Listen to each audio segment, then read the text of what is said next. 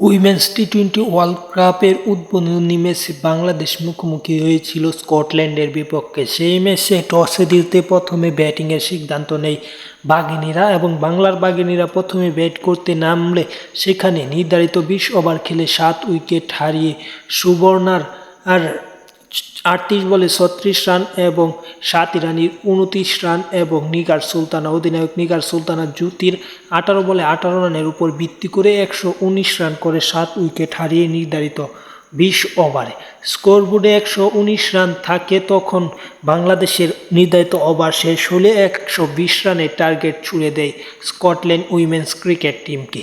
পরবর্তীতে ব্রাজিল ৪৯ রানে অপরাজিত থাকা ইনিংসের মাধ্যমে এই ম্যাচটিতে ১০৩ রান পর্যন্ত করতে পারে ৭ উইকেট হারিয়ে নির্ধারিত ২০ ওভারে স্কটল্যান্ড, এবং যেখানে ম্যাচের বাংলাদেশের হয়ে সর্বোচ্চ ২টি উইকেট নিয়েছে